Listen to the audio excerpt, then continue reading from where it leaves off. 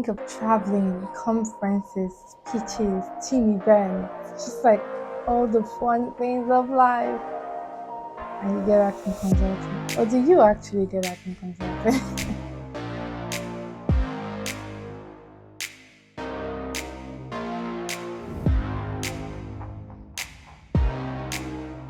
Everyone, welcome back to the YouTube video. Nice to meet you if you're new here. My name is Faith Adeshayo. I'm a management consultant based in Lagos, Nigeria. I work with one of the MBB firms, and I've been here now for 3 years plus. So, kind of an OG in the consulting world. In today's video, I'm going to be sharing with you 10 lifestyle characteristics of a management consultant. I'm going to be looking here from time to time because I have my notes just to make sure I don't miss out on anything, but trust me, it's going to be an enjoyable one. Okay, so the first lifestyle characteristic is you work more hours than, okay, I want to say than any other job, but no, I don't think you work as much as a doctor or as a medical doctor. But yeah, consulting is not a 9 to 5 job. It is not, it will not be, it will never be till Jesus comes. In Jesus' name, amen. It's not a typical 9 to 5 job. What do I mean by that? You maybe start work 9 a.m., sometimes earlier, sometimes later, depending on the time zone you're working with in the world. But rarely do you ever close by like 5 p.m. and you're saying, oh, I'm done for the day. Bye. It doesn't happen that way because it's just not a 9 to 5 job. Sometimes you're working 9 to 9, sometimes 9 to 10, sometimes 9 to 6, sometimes 9 to 12 a.m. It varies from time to time.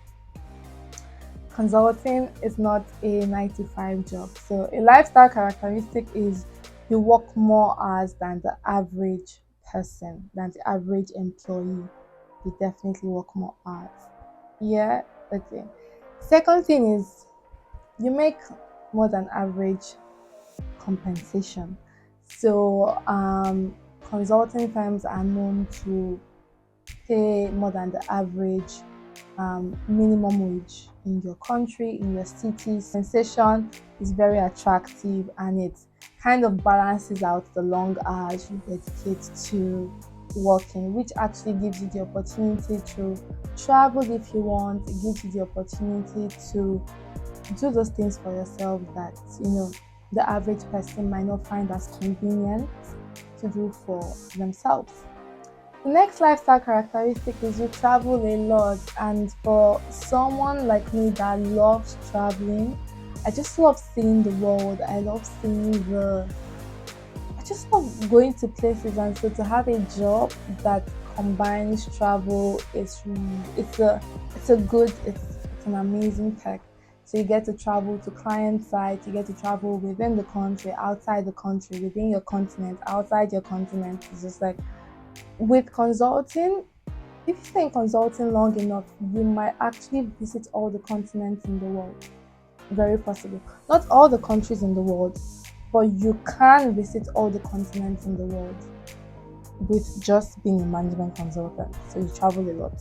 And most of the time, like, you travel with perks. So either you have access to like airport lounges, you travel with, either business class, you stay in like fancy hotels. It's like so many perks that comes with being a consultant. Yeah, so traveling is something I'm passionate about as a person, and the fact that you get to do this on a job is just out of the moon exciting. The next thing is your colleagues are mostly fun to work with. Actually, in my 3+ years now as a consultant, one thing I've noticed is the vibe in the office is generally a very fun one. Like, you have team events with your colleagues, you get to do fun things, you get to have like core memories together, and it's just an enjoyable experience. So your colleagues are mostly fun to work with, and I think for you to have like someone that you don't really like, it's rare because the work is intense, the time is intense, the problem you're trying to solve is intense. Like, the worst thing is not having a not nice person around you. So most times we actually try to be nice human beings, just to make the work easier. We try to be kind human beings to each other. So if you eventually end up in consulting, one thing I can guarantee you is most of your colleagues will be fun to work with. I think it's even a criteria, like not necessarily the fun part, but you must have a good team spirit for you to even be given an offer. Yeah, so your colleagues are most times fun to work with, and I've made amazing friends just from like consulting. So you find good people there. They're good people there. They're good people there. Okay.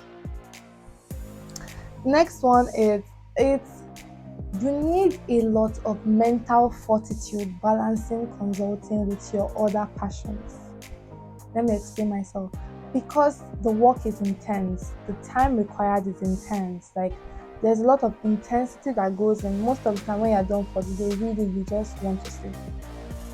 You just want to jump on your bed, maybe talk to your loved ones and till tomorrow morning. So it takes a lot of discipline, sacrifice, mental fortitude to balance out to do something alongside consulting, to maybe like run another business. It is not impossible, it is very much possible. I think I know others that have done it, but you require more discipline. You need to prioritize your time well because the job in itself takes a lot of time. Yeah, so it's you just need to know how to balance and prioritize your life for you to be able to juggle consulting with like other passions, other businesses, other things you want to do with yourself. I hope that makes sense.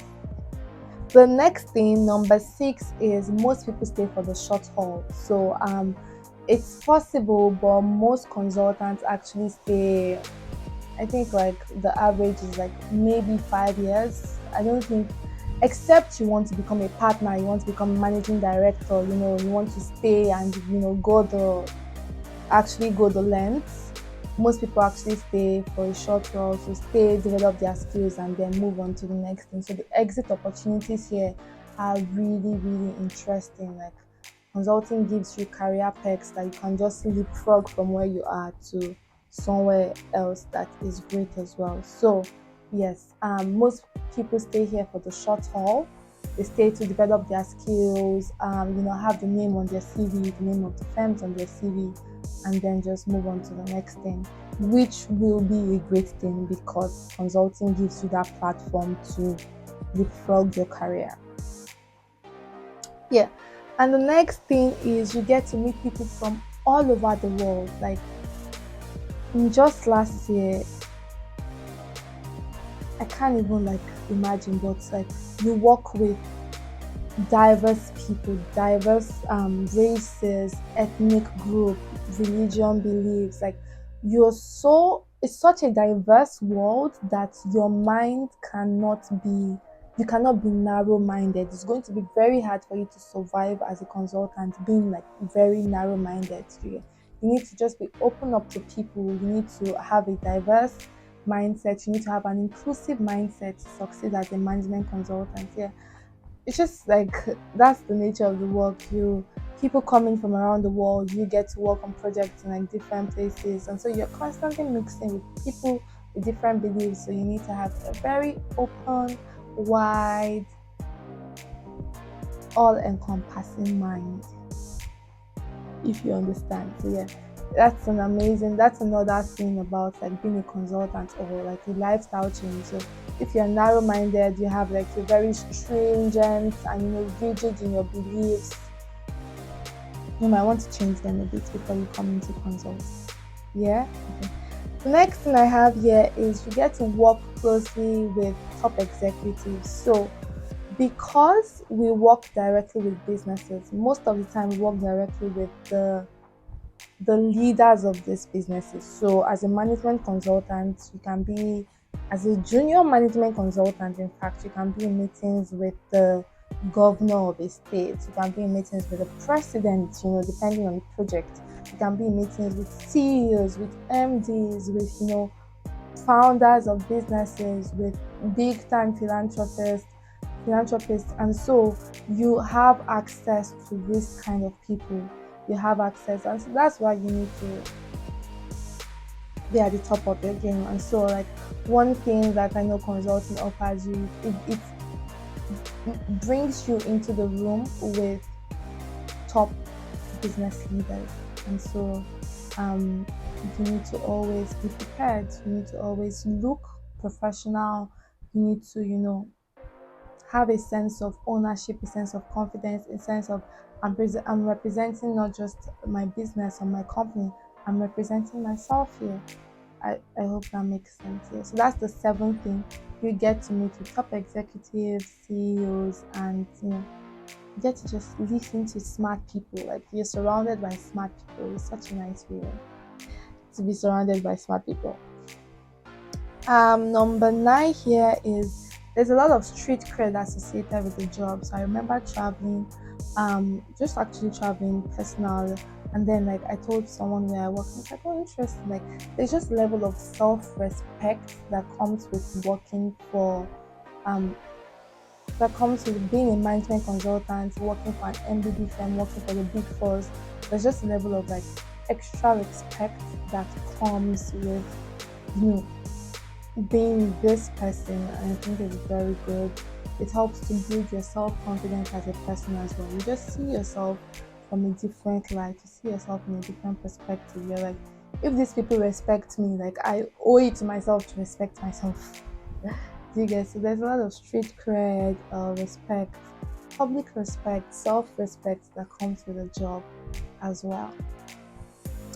And finally, is there a lot of meetings? Like, your typical calendar has not less than how many meetings. So you have check-in, you have sometimes midday check-in, check-out. In a day on average, you have minimum of like 3 to 4 meetings in a day, and these meetings are like 30 minutes to 1 hour long. Yeah. And so, like, you just be ready. A lifestyle characteristic of a consultant is you attend a lot of meetings. You attend a lot of meetings.